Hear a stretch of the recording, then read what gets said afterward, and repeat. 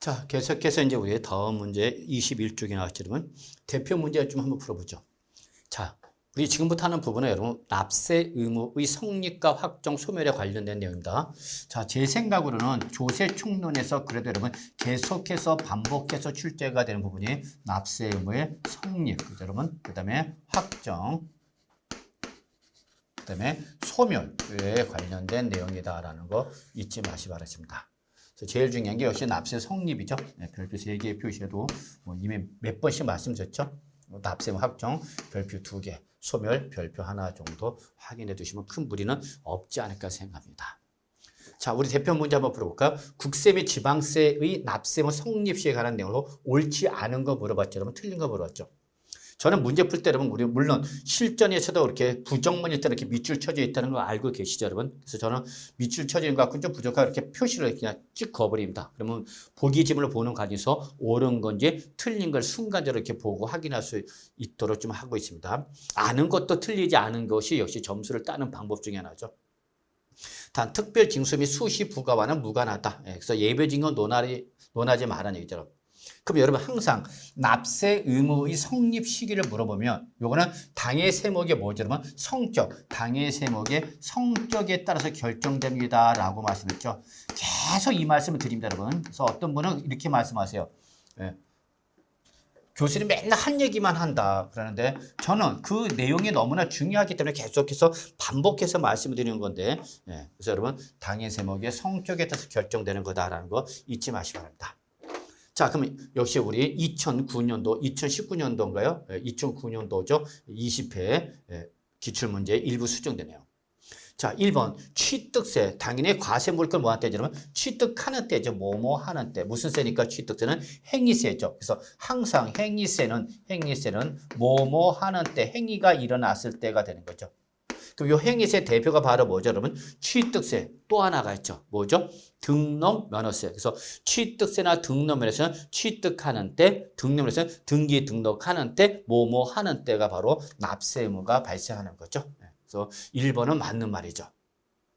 2번 재산세에 부과되는 지방교육세.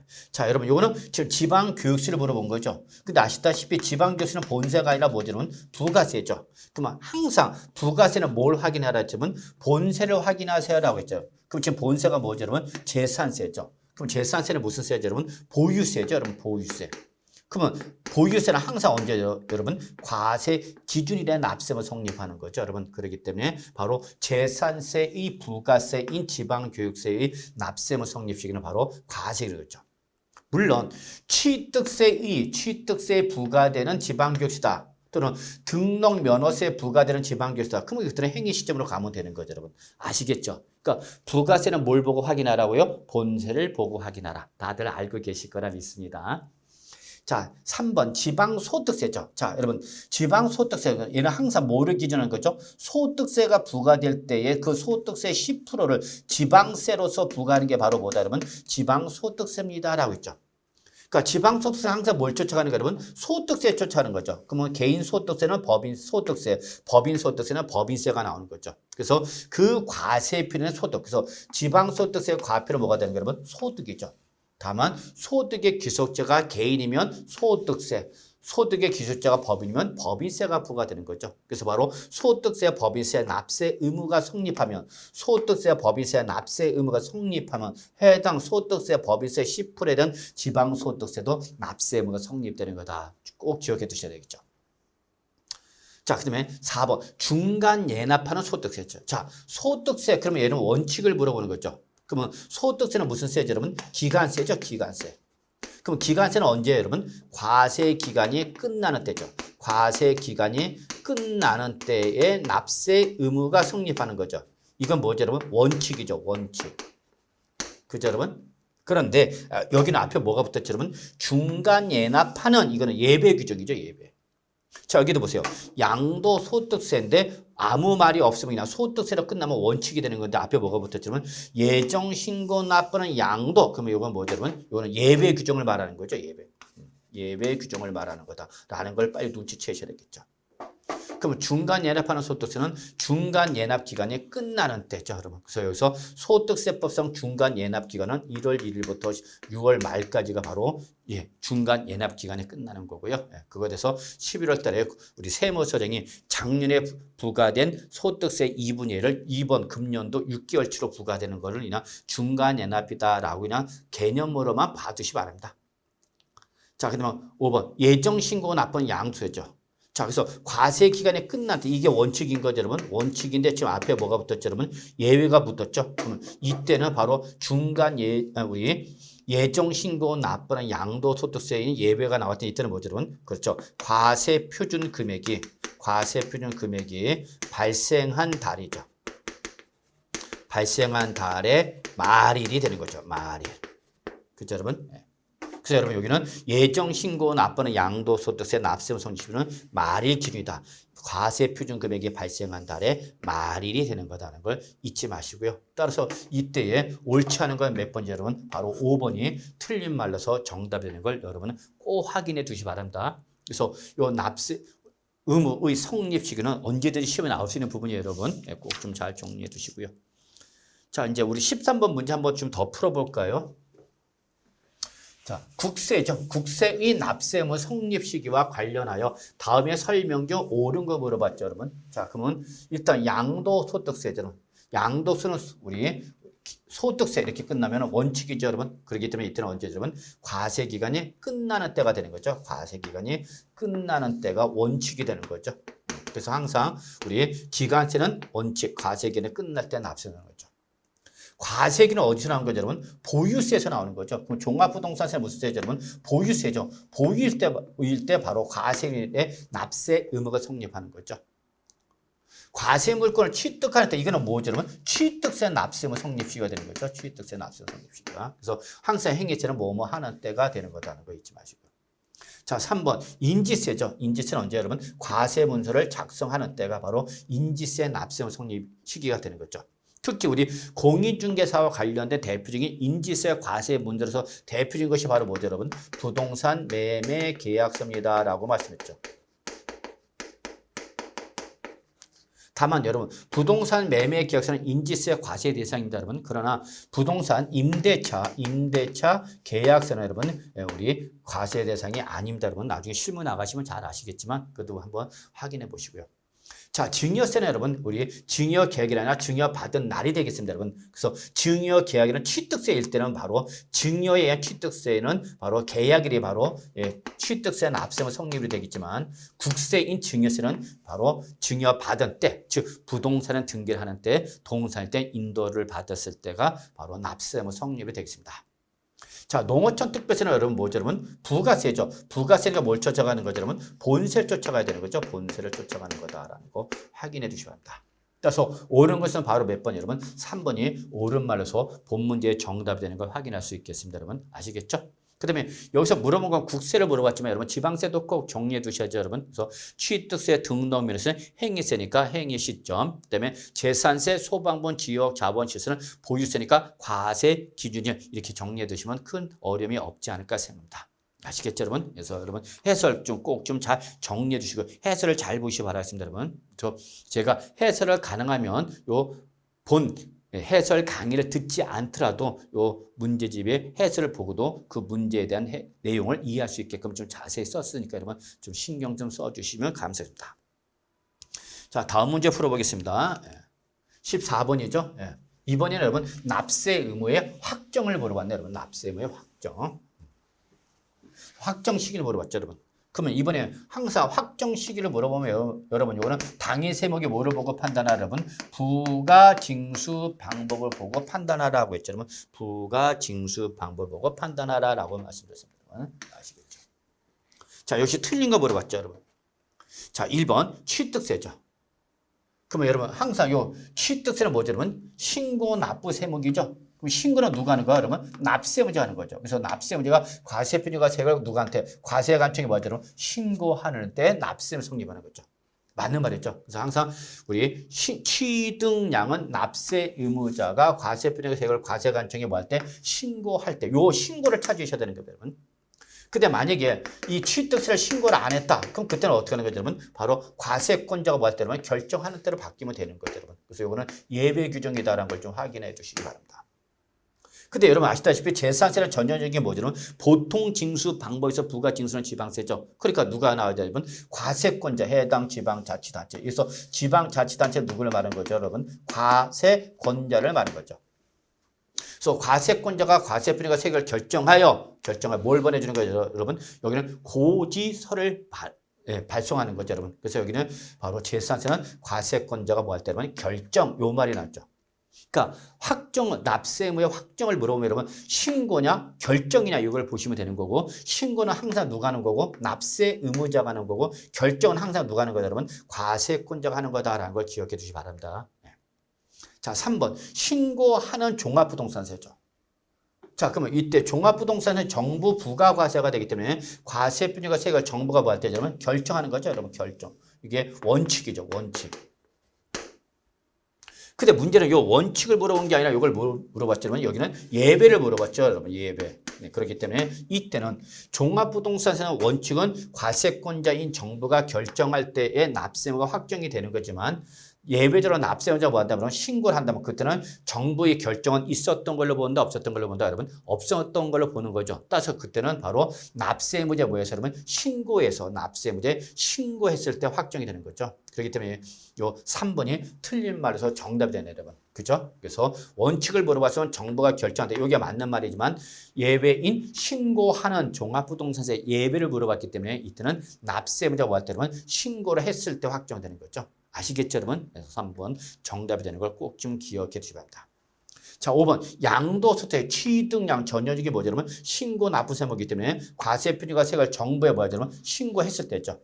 이때 신고는 누가 하는 거라면 납세의무자가 누구한테 신고하는가? 과세권자인 정부한테 하는 거죠.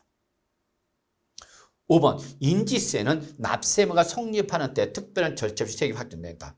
바로 요 인지세 특징이죠. 인지세는 납세의무가 언제 성립하죠, 여러분? 그렇죠. 과세 문서를 작성할 때 납세 성립하죠. 그럼 그때에 특별한 절차 이시 없이 자동으로 세액이 확정되는 것을 특징으로 한다는 거 꼭 기억두시죠. 그래서 여러분 여기서 특별한 절차는 뭐를 말하는 거예요, 여러분? 납세 의무자의 신고라든지 또는 과세권자의 결정을 말하는 거죠. 과세권자의 결정, 이러한 절차가 필요 이시 없이 자동으로 확정되는 특징을 갖고 있죠.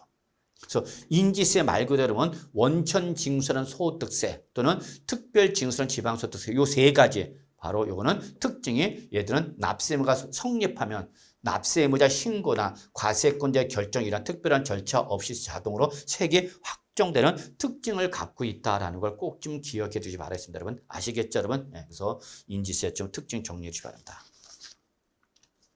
자, 15번 한번 보시면 여러분 역시 과세표준과 세액을 과세관청이 뭐 할 때는 신고하는 때 납세 의무가 확정되는 세목만으로 묶인 거 물어봤죠, 여러분. 그래서 역시 별표 2개 정도 좀 표시해 두시고요. 그래서 여기는 납세의무자 뭐 할 때는 신고를 할 때에 확정되는 걸 물어봤기 때문에 바로 취득량을 찾아라 그 얘기죠. 근데 1번 종합부동산세는 정부 부가 과세가 원칙이죠. 근데 예비로 납세를 뭐 한다 그러면 신고를 한다 그랬으면 이때는 뭐예요? 바로 신고할 때 확정이 되는 거죠. 그러나 재산세는 지방자치단체가 뭐 할 때는 결정할 때죠, 여러분. 그렇기 때문에 이거 틀렸죠, 1번은. 자, 역시 재산세, 소방본, 지역 자본세 다 뭐죠, 여러분? 바로 우리 보통 징수 방법에 의해서 징수를 하기 때문에 과세관청의 결정에서 확정되는 거죠.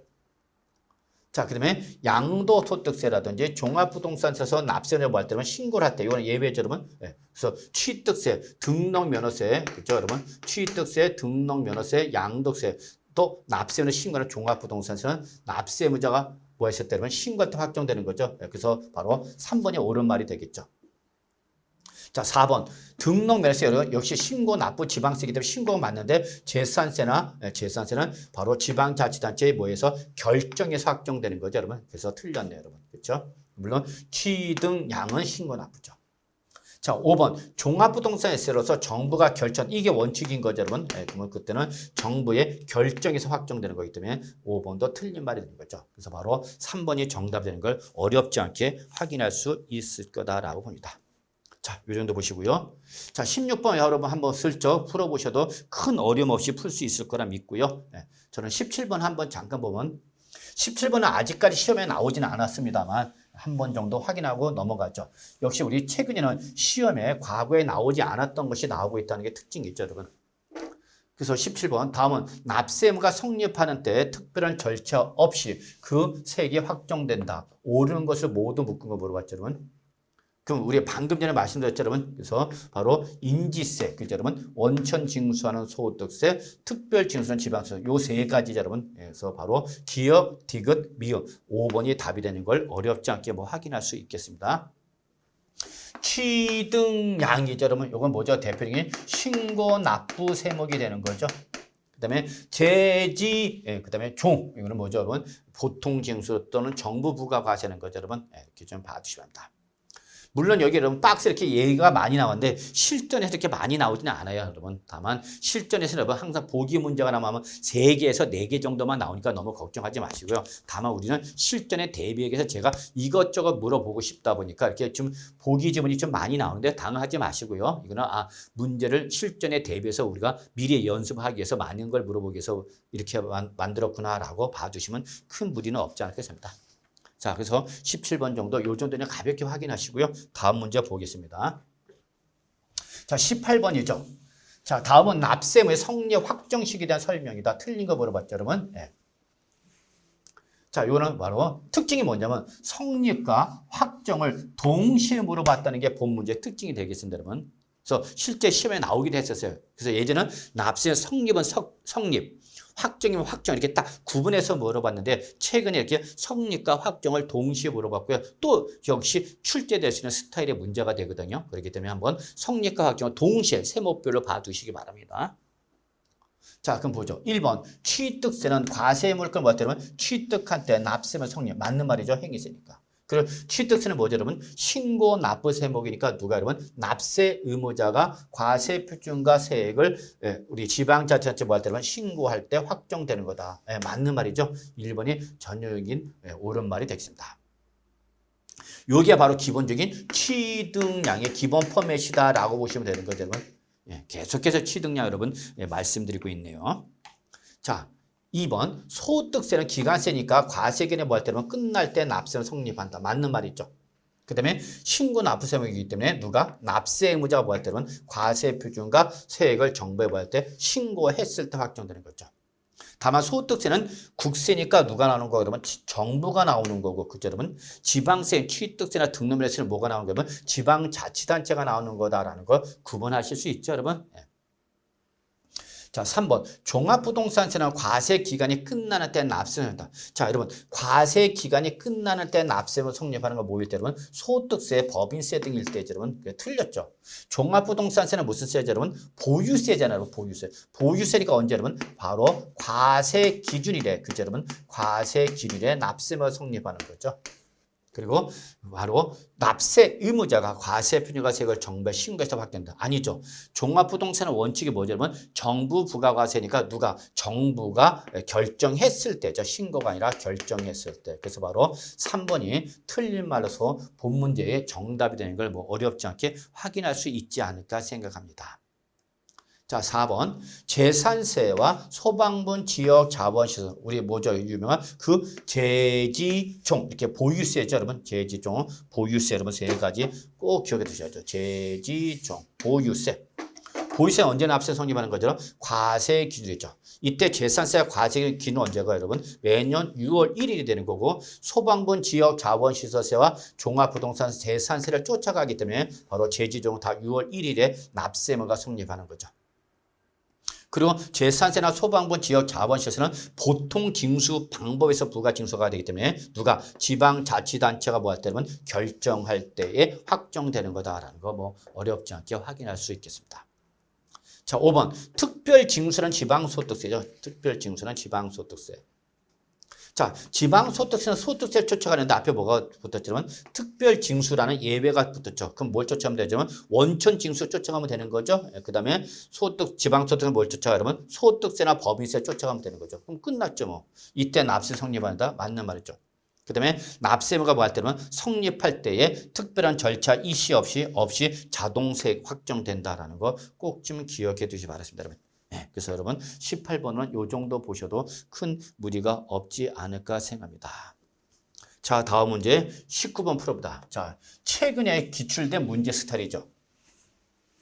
그러니까 옛날 문제보다 요즘 문제가 어렵다는 것이 이제 지금은 하나하나 개별적으로 물어보지 않고 전체적으로 물어보고 있다는 걸 여러분이 케이스로 또 물어보고 있다는 걸 주의해 두셔야죠. 그래서 요 2021년도 32회 문제 수정 일부 됐습니다, 여러분. 그래서 상당히 또 다시 뭐 당장 나올 거냐는 것은 조금 이제 출제 가능성 떨어지지만 여러분이 정리할 때는 이런 문제를 통해서 전체적으로 정리하시기 바라겠습니다, 여러분. 자, 거주자인 개인 갑이 을로부터 부동산 취득한 거죠. 그러니까 을로부터 갑이 취득한 거죠, 여러분. 그러니까 을이 뭐가 되는 거죠, 여러분? 양도자가 되고 갑이 바로 취득자 되는 거죠. 그래서 보유하다가 병한테 뭐였다면 양도하였다라고 한 거죠. 그러니까 지금 소유권의 이전 순서를 보면 갑을병이 아니라 을갑병으로 한 거죠. 야, 이렇게 출전이 살짝 짓궂게 물어봤죠. 보통 우리가 통상적으로 하면 뭐죠, 여러분? 갑을병 이렇게 물어봤었잖아요, 여러분. 근데 이거는 을갑병 이렇게 물어봤다는 게 특징이죠. 자, 갑의 부동산 관련 조세의 납세 의무에 관한 설명에서 옳은 거 물어봤죠, 여러분. 상당히 좋은 문제죠, 여러분. 그래서 이거는 단순히 개별적으로 따로 정리했던 것을 우리는 전체적으로 사례별로 물어봤다라는 것이 본 문제 특징이고 상당히 난이도가 높은 문제다라고 보시면 되겠습니다. 자, 그러면 보죠. 1번, 갑이 을로부터 뭘 받은 거죠, 여러분? 증여받은 것이라면 그 계약일로부터 60일의 경과 내에 취득세 납세의무가 성립한다라고 했죠. 그러면 갑이 납세의무 성립 시기를 물은 거죠. 그러면 뭐 하자면 취득하는 때죠. 취득하는 때 납세 의무가 성립하는 거죠. 이게 바로 취득세 납세의무 성립 시기죠. 근데 문제는 이게 뭐로 받은 거라고 그러면 증여죠, 여러분. 그러면 여러분 우리 취득세에서 증여로 인한 취득은 언제 취득한 걸 본다 했지만 증여 계약이랬죠. 바로 증여 계약일에 바로 취득한 걸 보는 거죠. 그럼 이거는 지방세법상 취득세의 취득 시기까지 물어본 거죠. 이때 납세 성립하는 거예요. 이때 취득한 걸 보기 때문에. 그렇기 때문에 60일 경과한 날이 아니라 그냥 취득일인 계약일에 납세 의무가 성립한다 하면 맞는 말인데 을로부터 60일 경과 요거 때문에 틀린 말이죠. 그래서 여러분 여기서 구체로 취득하는 때인데 이게 취득을 뭐로 받았다면 증여로 취득한 거라면 언제 여러분 증여 계약일에 취득한 걸 보기 때문에 그 계약일에 납세의무가 성립하는 거죠. 근데 여기는 60일에 경과한 날 그래서 틀린 말이겠죠. 60일에 경과한 날까지 뭘 내죠? 그는 신고 납부를 해야 되는 거죠. 그래서 1번은 틀린 말이다. 악갑이 2번 갑이 을로부터 부동산을 취득한 후 재산세 과세기로 있죠, 여러분. 언제죠? 6월 1일까지죠. 6월 1일까지 뭐를 하지 않았다? 등기를 하지 않았답니다. 그러면 갑이 을로부터 취득했는데 6월 1일까지 뭘 안 했다면 등기를 하지 않았답니다. 그럼 그때는 누가 공부상소리는 누가 그러면 을이죠. 공부상소리는 을이 언제까지요? 6월 15일까지 그 소재지를 관할하는 부동산 소재를 관할하는 시장군수구청장이죠. 시장군수구청장에게 소유권 변동 사실 어떻게 되죠? 신고할 의무가 있다라는 거죠, 여러분. 그래서 바로 19번은 2번이 옳은 말이 되는 거죠. 그래서 요거는 바로 재산세의 납세 의무자를 물어본 거죠. 재산세의 납세 의무자를 물어본 거죠. 그래서 재산세는 언제 납세 성립하는가 그러면 과세 기준에 납세를 성립하는데 이날까지 뭐를 안 했다면 등기를 안 한 거죠. 그럼 그때는 공부상소리는 을이 언제까지? 6월 15일까지 야 등기는 안 됐지만 이거 을로부터 갑으로부터 넘어간 거다라고 사실상의 소유자가 누구다라고 여러분 신고를 해야 되는 거죠. 그래서 이때 신고를 했다 그러면 이때는 납세의무자가 누가 되는 거 그러면 그때는 바로 갑이 납세의무자가 되는 거죠. 왜? 얘가 사실상의 소유자가 되는 거니까. 근데 을이 6월 15일까지 이렇게 등기가 되지 않으면서 소유권 변동 신고를 안 했다. 그럼 그때는 과세관청은 알아볼래 여러분? 모르는 거죠. 그럼 그때는 공부상소리는 누가? 을이 납세의무자가 되는 거죠. 여러분. 이걸 물어본 거죠. 여러분. 그래서 바로 2번에 틀린 말로서 정답되는 거죠. 자, 3번. 갑이 종합부동산세를 이제 여기는 종합부동산세 물어본 거죠. 신고 납부 방식으로 과세표준과세가 해당 연도의 12월 1일부터 12월 15일까지 이게 바로 뭐죠, 여러분? 종합부동산세 납부 기한이 되는 거죠. 이때까지 관할 세무서에 뭐하죠, 여러분? 신고하는 때에도 하는 때도 종합부동산세 납세 의무는 정부의 결정에서 확정된다. 맞아, 틀려, 여러분? 틀린 말이죠. 예.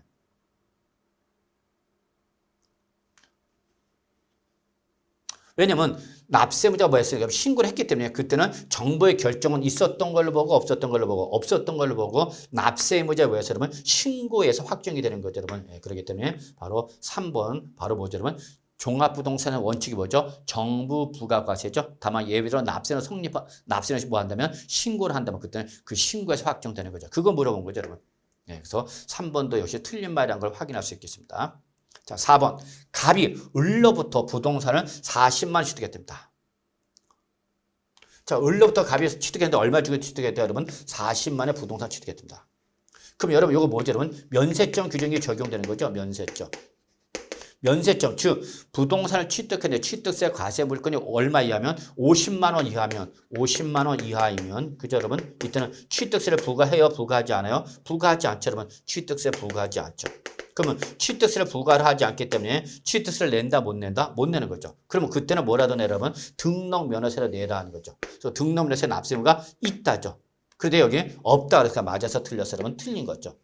그래서 원래 취득세 과세 대상이라 하더라도 우리 소유권 취득 등기를 해야 되는데 이때에 면세점을 적용을 받아서 취득세를 내지 않았기 때문에 이때는 등기를 하기 위해서 등록면허세를 내고 등록면허세를 냈다는 영수증을 들고 등기를 할 수 있게 길을 터준 거죠. 그래서 이때는 바로 등록면허세 납세의무가 없다가 아니라 뭐가 되는 거예요, 여러분? 있다가 돼야 되는 거죠, 여러분.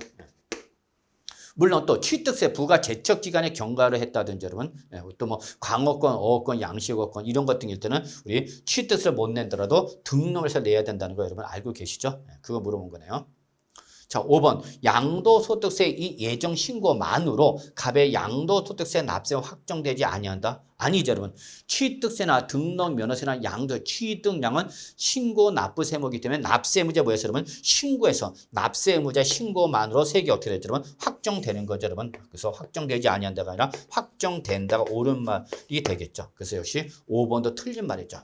결국 여러분 1, 2, 3, 4, 5번 중에서 옳은 것은 몇 번이죠, 여러분? 2번이 옳은 말에서 정답이 되는 걸 확인할 수 있겠습니다. 자, 이제 바로 재작년의 문제가 되는 거죠, 여러분. 상당히 좀 우리 취득세, 등록면허세, 재산세, 종합부동산세, 양도세 다 동시에 사례별로 물어봤다는 거 아주 우리 좋은 문제가 되면서 출전 입장에서 좋은 문제는 우리 수험생 입장에서 좀 어려운 문제가 됐던 거죠. 그래서 요즘 문제 스타일이 이렇다는 걸 여러분이 꼭 좀 인지해 주시 바라겠습니다. 여러분 아시겠죠? 요즘은 이런 형태로도 나오는구나라는 걸 좀 봐두시기 바랍니다. 그래서 이거는 종합 문제적 성격을 띠고 있다라고 보시면 되겠네요. 자, 이제 우리 20번 넘어가겠습니다. 자, 지방세 기본법상 지방자치단체 징수금을 납벌 의무는 다음에 어느 하나에 해당하는 때에 소멸한다라고 물었죠. 이건 뭘 물어본 거죠, 여러분? 그렇죠. 납세 의무의 소멸 사유를 물어본 거죠. 소멸 사유를 물어본 거죠. 네. 옳지 않은 거. 결론. 요 문제는 여러분이 확인만 해두셔도 큰 문제는 없겠습니다. 이미 출제가 됐기 때문에 또다시 납세 의무 소멸 사유를 물어보지는 않을 겁니다, 여러분. 그런데 납세 의무의 소멸 사유가 나왔을 때 또다시 물어볼 수 있는 건 여러분 제척기간. 제척기간과 소멸시효는 여러분이 확인해 두시 바라겠습니다. 여러분 아시겠죠? 네. 그래서 요거는 별표 하나 정도 요 사유는 확인만 해 두시면 됩니다. 첫 번째 납부가 되었다, 충당이 되었다. 그럼 이건 납세 의무를 이행한 거죠. 그러니까 당연히 납세 의무가 소멸되는 거죠. 전형적인 납세 의무 소멸 사유죠. 2번 부가의 취소가 된 거죠. 부가가 취소됐죠. 역시 정상적으로 과세가 됐던 것이 납세 원인 행위의 무효나 취소로 소멸된 거죠. 그래서 이때는 부가의 취소도 납세 의무의 소멸 사유가 되는 걸 여러분 좀 참고로 기억해 두시고요. 3번 지방세를 부과한 기간 내에 지방세가 부과되지 아니하고 기간이 만료됐다. 이거 바로 뭐죠, 여러분? 제척 기간에 만료죠, 여러분. 제척 기간에 만료. 제척 기간은 과세 관청에 과세할 수 있는 기간을 말하는 것이 그것이 어떻게 됐다, 여러분? 만료되었다. 끝난 거죠. 그건 납세의무 소멸된 거죠. 4번 지방자치단체 징수금의 지방세 징수권의 소멸시효 완성 역시 뭐죠, 여러분? 납세의무 소멸 사유가 되는 걸 확인할 수 있겠습니다. 그래 5번 납세 의무자 사망으로 상속이 개시됐다. 상속이 개시가 됐다, 여러분. 바로 피상속인의 우리 권리와 의무가 누구한테 되면 바로 상속인에게 승계가 되는 거죠. 상속인한테 승계가 되기 때문에 소멸 자체는 되지는 않죠. 그래서 피상속인이 부담하여 어떤 경제적 의무가 누구한테 상속인한테 재산상의 권리와 의무가 권리는 물론 의무도 넘어가기 때문에 얘는 납세의 사망은 소멸 사유가 아니죠, 여러분. 그래서 바로 5번이 정답이 됐습니다. 또 역시 여러분 기억하시기 법인의 합병 이런 것도 납세 의무 소멸 사유가 아니죠. 그래서 납세 의무자 사망이라든지 또는 법인의 합병은 포괄 승계 사유가 되는 거죠. 아마 민법에서 공부를 하지 않았을까 생각합니다. 여러분 포괄 승계 사유가 되는 거기 때문에 이거는 납세 의무가 소멸되지 아니한다라는 걸 좀 같이 기억해 주시기 바라겠습니다. 여러분 아시겠죠? 또 하나 더 한다면 뭐 여러분 결선, 처분 이런 것도 납세 의무 소멸 사유가 아니다는 거 여러분 한 번 정도 눈팅 정도만 하셔도 큰 무리는 없지 않을까 생각합니다만 이런 것은 납세 의무 소멸 사유가 아니다. 아시겠죠? 자, 그래서 여러분 20번은 이미 기출문제이기 때문에 여러분 살짝 확인만 하셔도 큰 무리는 없지 않을까 생각합니다. 자, 21번 한번 볼까요? 자, 21번. 지방세 기본법상 지방세는 부과할 수 있는 날부터 다음의 기간이 만료되는 날까지 부과를 하지 아니하면 부과할 수 없다. 이게 바로 뭐죠, 여러분? 제척기간의 만료를 말하는 거죠, 여러분. 제척기간의 만료가 되는 거죠. 그럼 제척기간의 만료가 됐다는 것은 납세의무가 어떻게 되는 거죠, 여러분? 소멸된 거죠. 틀린 거 물어봤죠. 단, 상호 합의나 결정 또는 판결 등의 예외는 고려하지 마라. 그나마 지방세에서 물어봤죠. 국세의 제척기는 좀 더 상당히 복잡하죠. 또 상속세, 증여세 예외 규정이 있다 보니까 거기는 좀 물어보기가 힘들지 않을까 생각합니다. 그래서 제척기간에 만약에 시험에 나온다면 지방세에서 물어볼 가능성이 높기 때문에 한 번 정도는 별표 정도 하나 정도 표시하고요. 한번 확인합시다. 이미 앞에 시간에 문제 풀 때 그러면 우리 제척 기간은 크게 지방세 제척기는 몇 년이다 그러면 세 가지가 있습니다. 그렇죠? 10년짜리, 7년짜리, 그다음에 5년짜리가 있습니다라고 했죠, 여러분. 그래서 사실은 5년이 기본입니다. 5년이 기본인 거고요. 여기는 가중된 거다라고 보시면 되겠습니다. 원칙의 예외다. 그럼 1번 납세자가 사기나 그 밖에 부정한 행위 이 말이죠. 부정행위 좋은 놈 나쁜 놈 그럼 무조건 신고 불성실 가산은 40% 그리고 우리 제척기는 몇 년 된 거죠? 그러면 10년이 된 거죠. 10년. 그러니까 예를 들어서 우리 다운 계약서 쓴 거죠. 다운 계약서 써갖고 우리 취득세 양도자는 양도소득세 그다음에 취득자는 취득세를 이렇게 이중 계약서 써갖고 다운 계약서 쓴 거죠. 그럼 이때 이중계약서는 우리 세법상 뭐에 해당이 되고 그러면 부정한 행위가 되는 거죠. 그럼 그때는 국세인 양도소득세나 지방세, 취득세는 기본으로 그거에 대해서 10년이 지나기 전까지는 언제든지 과세관청이 부과할 수 있는 거다라는 걸 기억해 두셔야 돼요, 여러분. 그래서 부정행위 그러면 항상 몇 년? 10년 꼭 뇌리에 떠올리시 바랍니다. 2번 취득세 납세문제가 법정신고 기한까지 과세 표준 신고서를 제출하지 않다. 이건 뭐냐면 단순 무신고를 말하는 거죠. 그럼 이렇게 취득세 납세문제가 법에서 정하고 있는 신고 기한까지 신고를 하지 않았을 때는 그때는 몇 년이죠, 여러분? 7년이다, 여러분. 7년. 5년이 아니라 7년이 되기 때문에 바로 요 틀린 말이 되는 거죠. 그래서 2번이 틀린 말에서 정답 되는 걸 뭐 어렵지 않게 확인할 수 있겠습니다. 3번 등록 면허세 납세는 뭐였냐면 과소신고하죠, 여러분. 자, 요거죠, 여러분. 요 원칙. 그래서 과소신고 취득량을 과소신고를 하거나 또는 재지종은 기본적으로 몇 년이다, 여러분? 5년이다라는 걸 꼭 확인하셔야 됩니다, 여러분. 그래서 과소신고했을 때, 그래서 취득세, 등록 면허세, 양도소득세를 과소신고했다 그러면 몇 년, 여러분? 5년이 되는 거죠.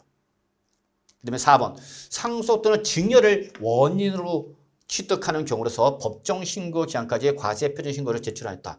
자, 역시 법정신고 기한까지 과세표준신고서를 제출하지 않았다. 뭐죠, 여러분? 단순 무신고죠. 그래서 그냥 신고를 안 한 거죠. 근데 옆에 뭐가 붙었냐면 상속 또는 증여죠, 여러분. 그러면 이거는 부정한 행위로 신고를 하지 않았기 때문에 이때는 몇 년, 여러분? 10년을 간다. 단순히 신고를 하지 않았다. 무신고인데 단순 무신고는 몇 년? 7년이지만 앞에 이렇게 상속 또는 증여를 받았음에도 불구하고 신고를 안 했거나 또는 타의 명의 등으로 이렇게 부정행위를 신고를 안 했을 때는 10년 되는 거다 잊지 마시고요. 재산세, 지역 자본시설세, 종합부동산 뭐죠, 여러분? 바로 우리 보유세죠. 보유세는 기본으로 몇 년이죠, 여러분? 5년이죠, 여러분. 또 취득세나 등록 면허세나 양도소득세를 뭐 했다, 여러분? 과소신고를 했다라고 했을 때는 바로 5년 되는 거 잊지 마세요, 여러분. 그래서 요거는 여러분 주로 1, 2, 3, 4는 여러분 다 뭐죠? 취득세, 등록 면허세 공통상이다라고 보시면 되겠고요. 그 다음에 재지종일 때는 몇 년 여러분? 5년이다라는 거 잊지 마세요 여러분. 그렇죠? 그래서 취득량을 부정행위일 때는 10년. 그 다음에 부정한 행위를 신고를 하지 않을 때 10년. 그 다음에 단순 무신고 7년. 단순 과조신고 5년. 이렇게 정리해 주시기 바랍니다 여러분. 그래서 취득세, 등록면허세, 양도세는 부정한 행위, 그다음에 단순 무신고, 단순 과조신고에서 10년, 7년, 5년 세 개로 구분하는데 재지종 보유세죠. 보유세는 몇 년 여러분이나 5년 이렇게 정리해 주시면 큰 무리는 없지 않을까 생각합니다. 아시겠죠 여러분? 네, 이렇게 좀 보시고요. 자, 여기에 문제는 나오지 않았지만 여러분 하나 더 볼게요 여러분. 바로 소멸시효 기간이죠. 소멸시 기간도 여러분 꼭 좀 한 번 정도는 보고 넘어갑시다 여러분. 그래서 제척 기간과 소멸시효는 같이 정리해 두세요 여러분. 역시 소멸시효도 여러분 기본이 5년이 되겠습니다 여러분. 5년. 그래서 항상 5년이 기본입니다 여러분. 다만 고액일 때 고액의 국세나 지방세일 때는 고액의 국세나 지방세일 때는 이때는 몇 년이다 여러분? 이때는 10년이다라는 걸 기억해 주셔야 합니다. 여기서 고액은 얼마를 말하냐? 국세일 때는 5억 원 이상이 되는 거고요.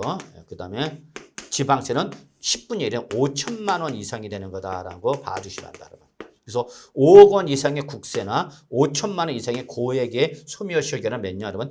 원칙에 따블인 10년을 가는 거다라는 걸 기억해 두시면 되지 않을까 생각합니다. 아시겠죠 여러분? 네, 이렇게 보시면 되고요. 자, 22번 넘어갈게요 여러분. 22번. 자, 여기부터 이제 여러분 우리 전형적인 일회성 문제로 보는데 저는 이런 부분까지 공부를 하려면 여러분 양이 너무나 많아져요 여러분. 상당히 많아집니다 여러분. 그래서 저 같으면 이런 일회성 문제는 일단은 평소에 공부를 할 때는 뭐 개무시를 하다가 시험에 임박해서만 한 번 정도 보고 들어간다 이렇게 생각하시고요. 평소에는 뭐 무시하시는 것이 좀 더 효과적인 공부 방법이 아닐까 생각합니다. 그래서 지방세 기본법상 공시송달, 즉 송달에 대한 내용인데 여러분 이런 걸 왜 우리 공인중개사는 여러분한테 물어보는지 조금 저는 의구심이 있습니다. 이거는 뭐 우리 지방세 공무원 시험이라든지 또는 뭐 우리 공인회계사, 세무사 등 이쪽 세무 공무원 시험 문제에 나오는 거지 공인중개사한테 물어보는 것은 조금 좀 그렇지 않나 생각합니다. 어쨌거나 그래서 저는 뭐 이런 걸 일회성 문제, 그래서 이런 건 여러분 저는 어차피 문제 풀이 때는 한번 지금 풀어보지만 무시하시고 시험에 임박해서 정도만 한번 보시면 큰 무리는 없겠습니다, 여러분. 다만 여기서 우리 서류에 송달한 것이 있죠, 여러분. 자, 여러분 이 세법에서는 여러분 당사자 누구죠, 여러분? 과세권자와 납세 의무자가 기본적인 세법의 당사자입니다라고 했었죠, 여러분. 당사자다. 이때에 여러분 과세권자가 납세 의무자한테 보내는 거를 이걸 우리가 뭐라 하면 서류의 송달이라고 합니다. 여러분 서류의 송달.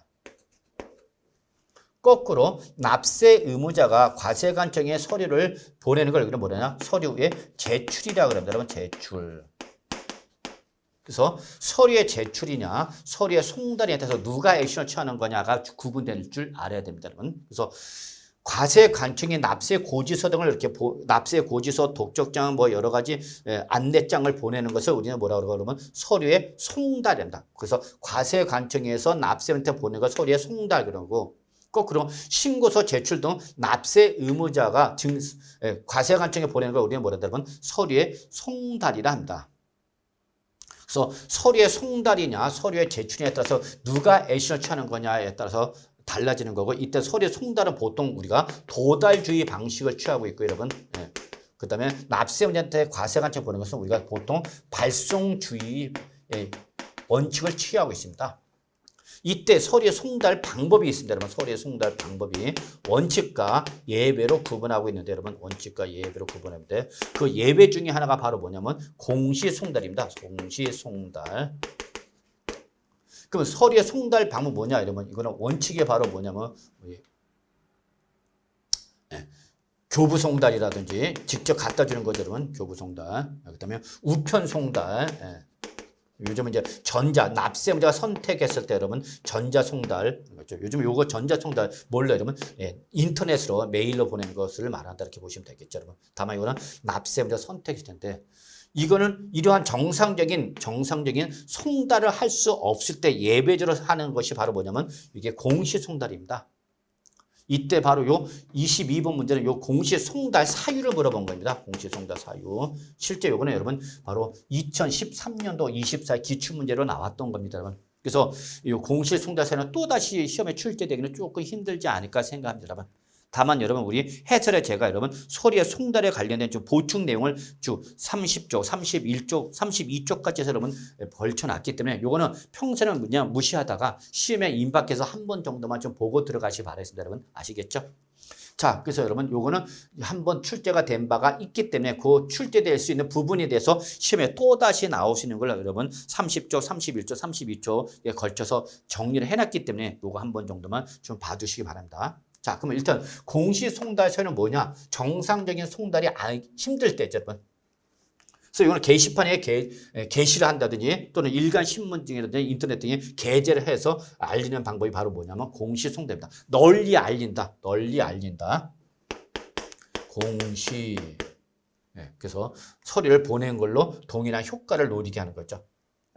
자, 그러면 이 공시송달서는 첫째, 송달을 받아야 할 자, 납세의무자라고 생각하시면 되겠죠. 뭐. 이 주소나 영업소가 어디에 있다면 국외에 있는 거죠. 외국에 있고 거기에 대해서 송달이 골라낸다. 그러니까 국외에 있다 해서 무조건 공시송달을 되는 것은 아니고 국외에 있고 그때 그 송달이 뭐야 여러분? 곤란하는 거죠. 정상적인 송달이 힘들 때죠. 여러분. 그러니까 예를 들어서 뭐 아프리카 수단이다, 뭐 내전이 났다, 어떤 특정 국가 예를 들어서 뭐 수단에 외국 아프리카 수단에 사업장이 거기 있는데 글로 보내야 되는데 거기에 지금 내분이 일어나고 있죠, 여러분. 그럼 거기 송달을 고지서 보내기 위해서 목숨 걸고 여러분 우체부 아저씨한테 가라면 안 가겠죠. 그래서 여러분 국에 있고 and 그 송달의 정상적 송달이 뭐 할 때는 곤란하다. 그럼 그때는 공시송달이라는 얘기죠. 또는 두 번째, 송달 받아야 할 자, 즉 납세 의무자의 주소나 영업소가 어디 있는데 여기는 국내에 있는데 국내에 어디 있는지 모르겠다 지금 그 얘기죠, 여러분. 그래서 어디로 보내야 할지 모르겠다는 얘기예요. 그래서 역시 정상적 송달이 곤란한 거죠. 자, 3번 서류를 우편 송달한 거죠. 그럼 우편 송달의 기본적인 송달 방법 중에 하나죠. 다만 받을 사람이 없는 것으로 확인돼서 바로 반송된 거죠. 수취인 불명으로 반송된 거죠. 그래서 이것이 반송되다 보니까 정상적인 납부 기한 내 송달이 뭐야 여러분? 곤란하죠. 그래서 정상적인 납부 기한 내 송달이 곤란하다. 그러면 그때는 뭐 할 수 있다면 공시송달할 수 있는 거죠. 자, 4번. 세무 공무원이 두 번 이상 납세자를 방문하여 서류를 교부하려고 하으나 받을 사람이 없는 것으로 확인돼서 납부였네 역시 송달이 어떻게 하는 거죠? 여러분? 곤란하다는 거죠. 이거는 뭐죠? 여러분? 교부 송달이죠. 요거는 우편 송달. 이거는 직접 세무 공무원이 납세분한테 가서 고지서 보낸 걸 우리 교부 송달. 여러분 우리 신용카드 아시죠, 여러분? 신용카드 떠올리시면 될 것 같아요. 그래서 신용카드 직접 그 카드 발행회사에서 사람을 동원해서 직접 갖다 주죠, 여러분. 그런 거다라고 보시면 되겠습니다, 여러분. 근데 교부 송달할 때는 두 번 이상 가야 됩니다. 두 번 이상 갔는데도 불구하고 받을 사람이 없는 걸로 확인, 수취인 부재로 나온 거죠, 여러분. 그래서 역시 납부기한 내 송달이 곤란하다. 다만 처음 방문날과 마지막 방문한 날 사이 기간이 3일 이상 기간적 갭을 두고 방문하라는 거죠. 그리고 공휴일이라든지 토요일은 기간에 산입하지 마라라는 거 참고로 보시면 되겠다. 근데 5번 서류를 송달할 장소에서 송달 받을 자한테 교부하는 게 이게 바로 뭐죠, 여러분? 교부 송달입니다, 여러분. 근데 받을 사람이 나타났는데 정당한 사유 없이 그 수령을 거부하는 거죠. 그래서 내가 납세 의무자 주소지까지 가서 공무원이 납세 의무자 주소지까지 가서 그 사람을 만나서 고지서를 주는데 이 사람이 안 받는 거죠. 그 고지서 주면 다시 문 밖으로 버려버리고 또 문 밖으로 또 줘도 문 밖으로 주는 거죠. 그래서 나 안 받겠다입니다. 그러면 그때는 여러분 그 자리에다 그 고지서를 두고 교부했다라는 것을 인정하는 게 바로 뭐냐면 이거는 유치송달입니다. 여러분 유치송달. 그래서 유치송달은 여러분 우리 교부 사유, 우리 공시송달 사유가 되지 않습니다, 여러분. 그래서 그렇기 때문에 이때는 바로 그냥 그 송달할 장소에 서류를 두고 이렇게 송달하는 걸 우리는 뭐라 한다면 유치송달이고 유치송달은 공시송달 사유에 해당하지 않습니다, 여러분. 그래서 5번이 답이 되는 걸 참고로 보시면 안다, 여러분. 참고. 그래서 여러분 문제 22번 참고로 보시고요. 해설을 한 번쯤 여러분이 풀어보시고 23번에 보시면 여러분 소리의 송달에 관련된 문제가 한 번 더 나왔습니다, 여러분. 바로 33회 때 나왔던 문제인데요. 33회 때 나왔던 문제 일부 수정했는데 한번 이게 또 다시 당장 올해 나오기는 힘들지 않을까 생각합니다, 여러분. 그래서 그냥 가볍게 확인만 해보시기 바랍니다. 자, 지방세 기본법상 서류의 송달에 관한 설명으로 틀린 거 물어봤죠, 여러분. 바로 작년 기출문제 일부 수정했습니다. 자, 1번 전자송달은 서류의 송달을 받아야 할 자가 신청하는 경우에만 한다. 예, 맞는 말입니다. 요 과세관청이 서류 보낼 때는 교부 송달할 거냐 우표 송달할 것이냐 이거는 과세관청이 선택을 하는 건데 요 전자송달은 납세 문제가 뭐 할 때 신청했을 때만 가능합니다. 전자송달은 여러분 인터넷 떠올리면 됩니다, 여러분. 아시겠죠?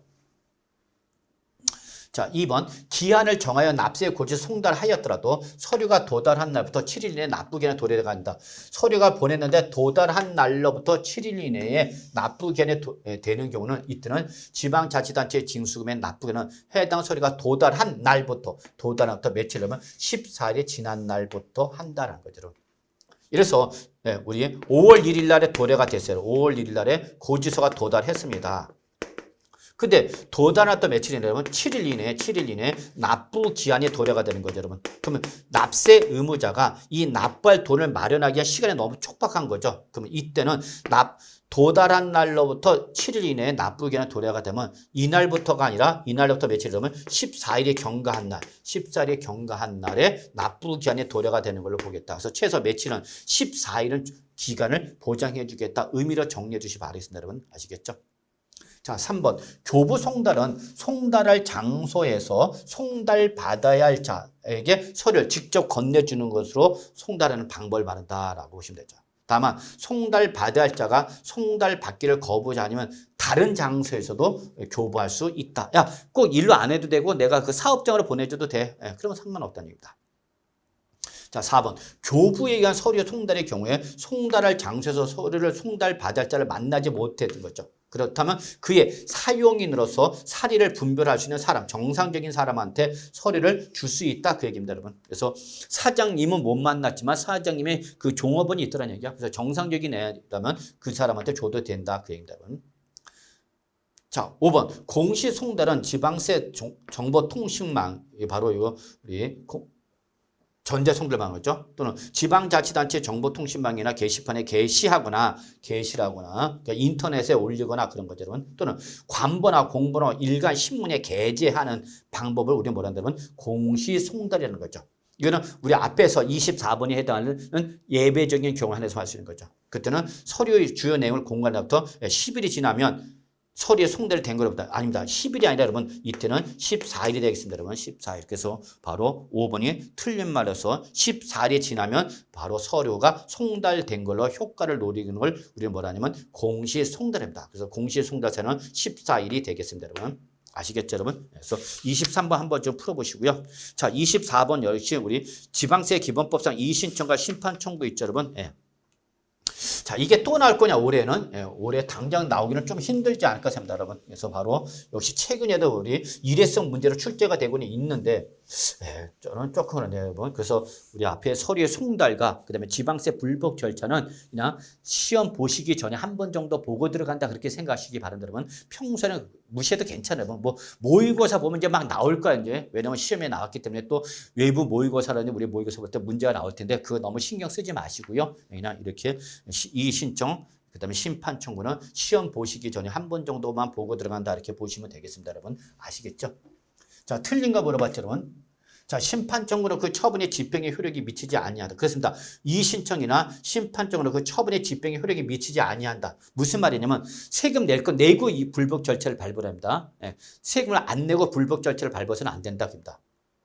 다만 압류한 재산은 경매로 넘어갈 수가 있기 때문에 압류한 재산에 대한 심판 청구의 결정이 있는 날부터 며칠이라면 30일까지는 그 공매 처분을 보류할 수 있다라는 걸 여러분 좀 확인해 두시기 바랍니다, 여러분. 그래서 일단은 1번은 기억은 맞는 말이 되겠습니다, 여러분.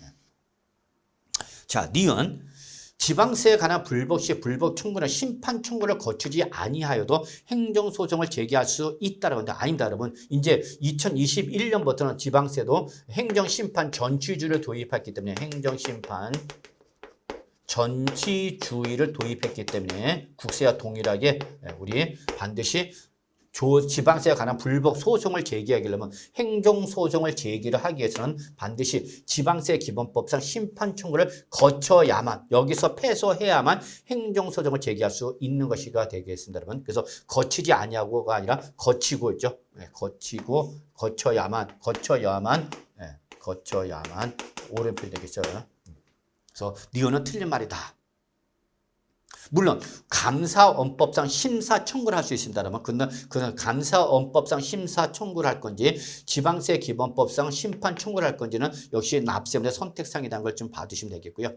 어쨌거나 니은은 틀린 말이라는 걸 기억해 두시고요. 디귿.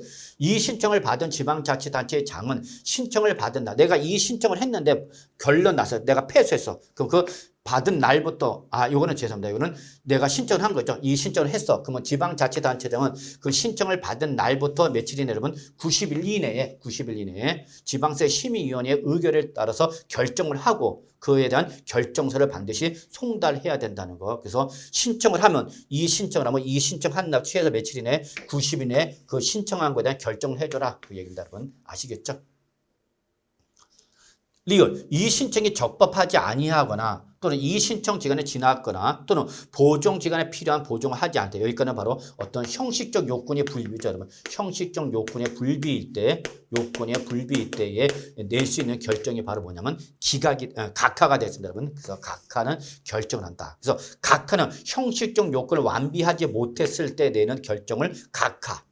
그 다음에 형식적 요건이 구비가 돼서 심사를 했는데 심사 내용이 납세 문제의 주장이 타당하지 않다. 패소 결정을 우리는 기각이라고도 합니다, 여러분. 기각은 패소한 겁니다, 여러분. 그 다음에 네 말이 맞네. 그러면 이제 그 납세 문제 원한다 해주겠다. 이걸 우리는 인용이라 합니다. 그래서 인용은 승소 결정을 말한다. 이렇게 봐두시면 되겠습니다, 여러분. 아시겠죠? 그 다음에 여러분 25번은 여러분 역시 기출문제인데 여러분 한 번 정도 그냥 풀어만 보시 바랬습니다, 여러분. 너무 심각하게 들어가지 마시고요. 가볍게 25번은 한번 기출문제에서 풀어본다라고만 봐두셔도 큰 문제는 없지 않을까 생각합니다. 자, 그래서 이번 시간은 여기까지 진행하는 걸로 하도록 하겠습니다.